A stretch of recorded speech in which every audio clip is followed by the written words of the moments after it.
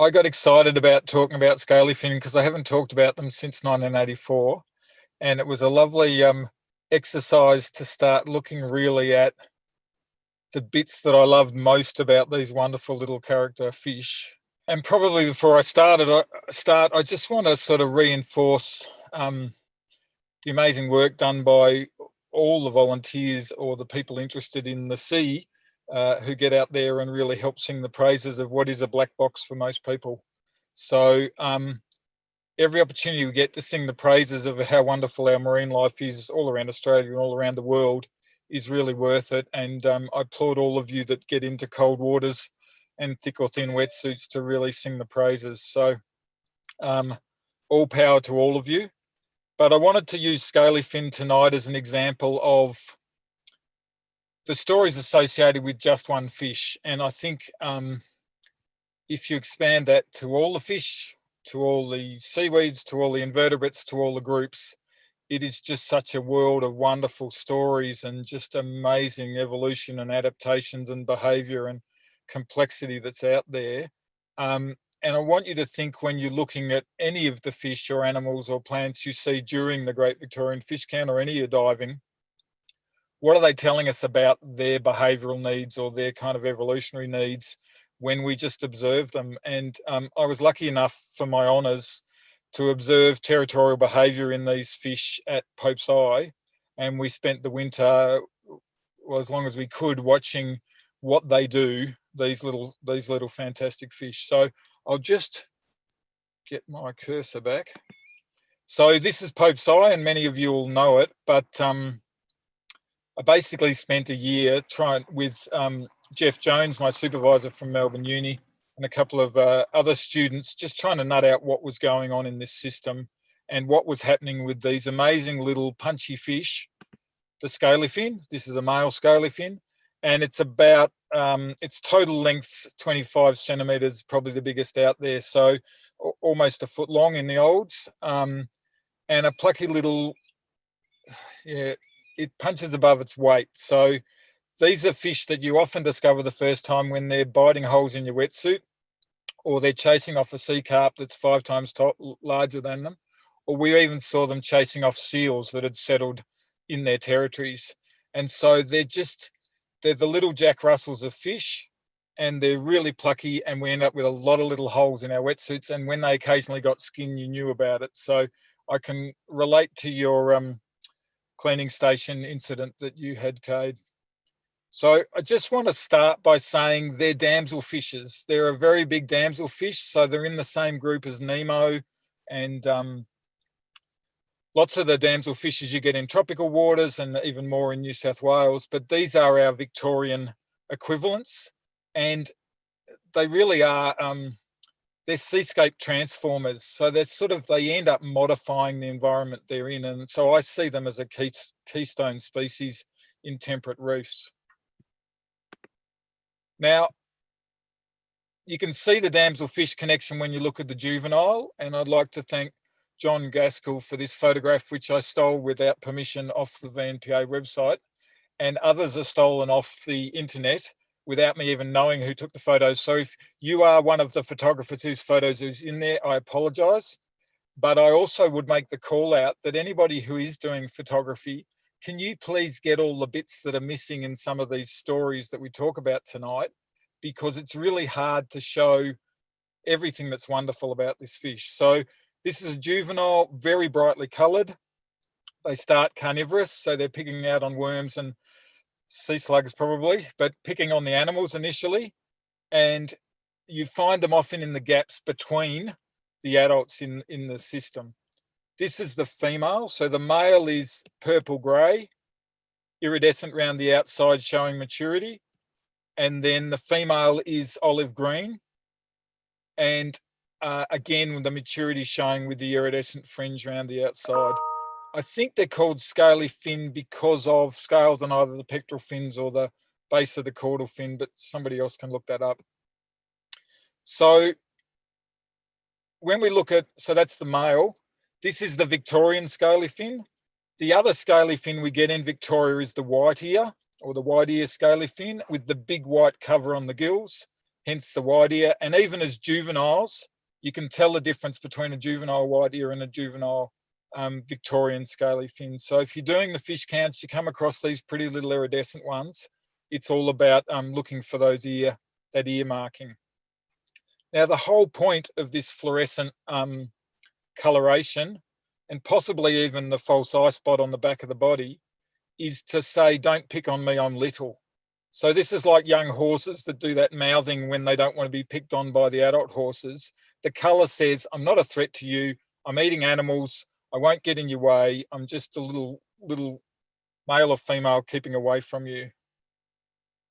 Now, the reason they have to do that don't pick on me is because these are one of the most aggressive fish out there. And the reason they're so aggressive is they're protecting their allotment. They have gone to an enormous amount of effort to make a seaweed market garden, and anybody that settles on it or moves in or kicks up the seaweeds or gets in the way or an adjacent territory comes too close, they go nuts. And so we mapped out every rock at Pope's Eye and did maps the boring hand way instead of modern scanners, and then worked out where the boundaries of the territories were by where the two neighbours did the boundary fights all the way along their boundaries. And that changed over time. There was a dynamic of who was the best and who had the top territory. And we found that you could get quite accurate area estimates of what that territory size was. And we found it was quite fluid. A fish should be eaten or disappear or die of old age, and all of a sudden all the territory boundaries have changed again, and they've gone from small to super large, fight, back to sort of moderate sizes. So there was always this sort of need to expand or kind of claim more territory than they were able to hold on to. And this included chasing off anything that would either eat their seaweed or dig up the bottom. Even things like magpie moorwongs would pick up all the worms and dig up the sediment under the weed, and the Scalyfins would go nuts. Now, this is Pope's Eye from the air, and the annulus, it was a fort built to stop Russians coming in and invading Victoria in the early 1900s, but the guns got bigger and they stopped building the fort. But right at the front is the south-facing face, and many of you will have dived it. But the apex territory, the best #1 territory, like in Birds of Paradise, was right at the very front of the annulus facing south, with the incoming nutrient coming in, helping to feed the algae. And that prime one was by one we called Humpy, that had a big hump on its head. It had probably been bitten by a big fish, a shark or a seal, and it had regrown with this big hump, and it was the dominant male of the entire reef, and it had the best territory. Now, what's in those territories is all about seaweed. So even right up in the kelp edge, in the kelp sort of boundary, right up in the shallows, there's fish trying to eke out their little square metre or their little allotment, their couple of square metres of seaweed. And it went from small plots like this to large plots that were really very uniform, low turf seaweed. And that low turf seaweed was regularly weeded. So we had fish that was this big pulling out and dragging juvenile kelp plants that were 5-10 times the length of their body, and would swim them out to the channels and let them drift off in the channel. So they were digging up things that were stopping their little market garden. In the end, we were trying to work out, all right, what's driving the system? What's making them want to have giant territories? Why go to all that effort and all that fighting to have a big as territory as possible? Why not just, I've got my 3 square metres, I'll just farm that and I'll live off that. And we got really confused about what was driving the system. Was it about attracting the opposite sex? That didn't seem to make sense when males and females both had territories and fought with each other. It's not like where you have one rooster and all the females live within the territory of the rooster. Males and females had exactly the same territories, fought against each other really aggressively. So it wasn't about breeding, protecting breeding areas, but it turned out to be all about red seaweed. This is not a Scalyfin, this is a young blue throat wrasse, and if you don't know that, practice up before the fish count, but that was not meant to be a Scalyfin. So all of it was about preparing surfaces for seaweed to grow in, and then what might be the best type of seaweed to be eating. We ended up running a cafeteria experiment where we filled plastic trays with wax and we stapled up to 40 seaweed species onto a tray and sat them in the middle of the territories and sat back and watched what the fish did. And it was absolutely fascinating because every fish went straight to one red seaweed species, ate it down to the staple. They'd pick at a bit of lettuce or broccoli on the way out. Sorry, the seaweed equivalent of lettuce and broccoli. And then they'd almost start trying to push the tray out of their territory because it was on top of the red seaweeds they were growing. So we worked out over time that the whole point of this territory, the whole purpose, was to get the best quality seaweeds you could. So you could maintain a 35 square metre territory if you got enough of this one seaweed, which was a thing called champia. And it's this little red seaweed that looks a bit like the Michelin tire man. Lots of little kind of stacked up rings. And it was the highest nutrient value. We did bomb calorimetry and showed that it had more value of energy than other types of seaweed. You get enough energy from eating these superfoods to hold the boundary for as big a territory as you could until all the neighbours beat you back in. But the strongest animals in the whole system are the ones that had a diet almost completely of champia. So that kind of unlocked why the territory's that size. But then we found, all right, well, how does this system even work for breeding, for juveniles, for young? How do they survive in the system when everybody's in their own separate territories and they're spending their whole life beating each other up? How does the kind of breeding component work? So when we looked into it more, we found the juveniles, as they got larger, they started having a bit of sneak in and grab a bit of seaweed. And they'd eat a bit of seaweed around the foraging in the crevices for the invertebrate stuff.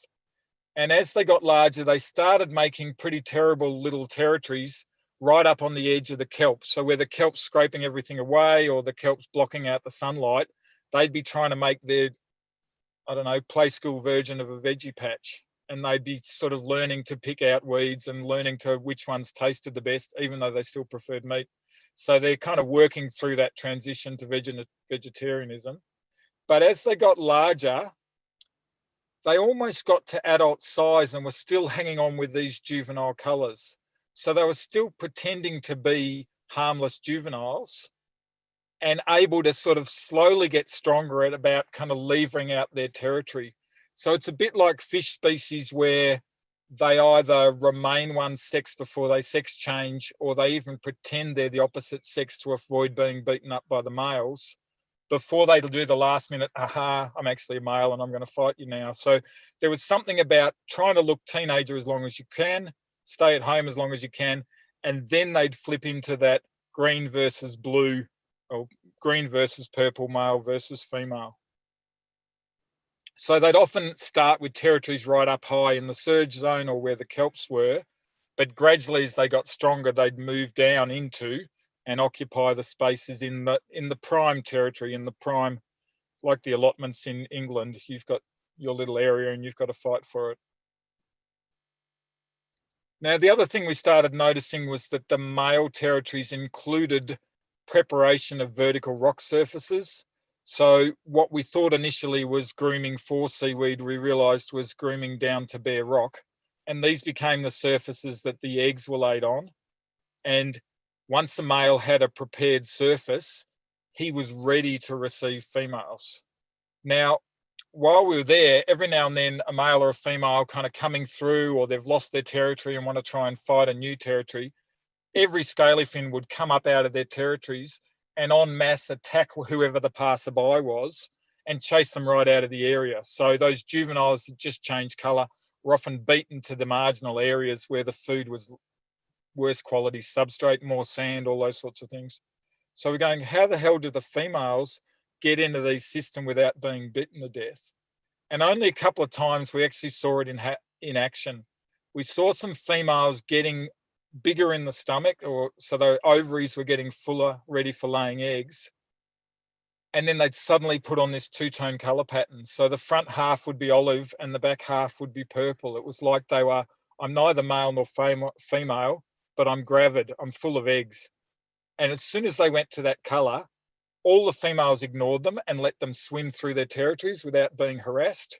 And then all the males would come up and go, I've got a really nice rock. Would you like to come and see my rock? And they kept on doing that. It's lovely real estate. The female would choose, and I think there's assessment like birds of paradise, which is the best spot for my eggs to survive in, which male will be the best attendee. And for us, Humpy with the big hump on the head had a beautiful vertical face right at that very front of Pope's eye. And more than one female would come and lay eggs on that rock surface. And then he would do all the grooming, all the picking off of any algae, the ventilating with the fins, gill flushes and fin beating to kind of stop sediment settling on the top of the eggs. And then the eggs would hatch, go into the plankton, and then settle back out of the plankton. And if you go on the museum collections website, there's some amazing photographs of about 3mm, maybe 4mm juvenile wide-ear scaly fin that are settling out of the plankton, and they've already got the iridescent blue colouring and the yellow underneath. So look up Palma microlepus, which means, I think, little scale. And you'll see this juvenile, a beautiful photographs by David Paul. So we've got these two-tone females coming in and laying their eggs, and they then go back to their territory as quick as they can, go back into their female patterns and start beating out anybody who'd turned up and come into their territory. So in the end, we sort of realized that it was all about the tastiest red seaweed, and it was all about being able to have your own plot, but when it comes to breeding, finding a non-destructive way to sort of carry that out. So when I went looking on the internet for all these photographs, I kept going, can I have a photo of a breeding colours Scalyfin? Can I have a photo of a Scalyfin towing a piece of seaweed around? Can I have a photo of a Scalyfin biting a diver on their wetsuit?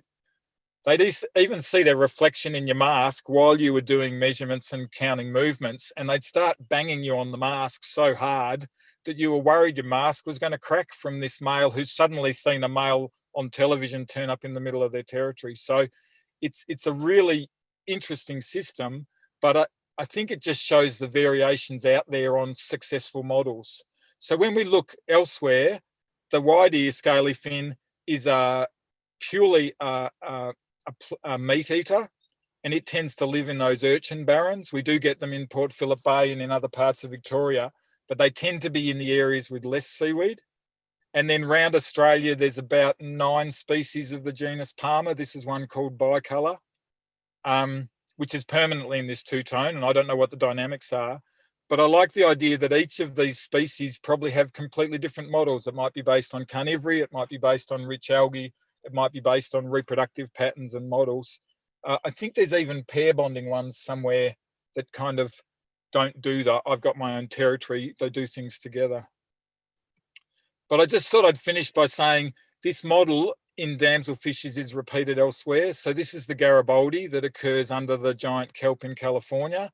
It does exactly the same thing as our Victorian Scaly Fin in terms of territorial behaviour and seaweed eating. So it's a model that's worked for the chunkier, bigger, more cool temperate damselfishes, and is as interesting and as extreme as those that have gone into clownfish and anemones and all being born males and the biggest one turning into a female and all sorts of complicated stuff. But all I wanted to do today was just say every one of these fish or invertebrates or seaweeds out there has these stories, and I really like those stories coming to light, and just both thank you and encourage you to get as many of the images and the stories that sort of are out there out to the public, because they won't love the sea until they know how fantastic it is and how much more interesting it is than Finding Nemo with plastic toys available from the shop. Not that it's a bad movie, I'm not picking on the movie, but I just sit and watch what's going on, because often it opens a whole world of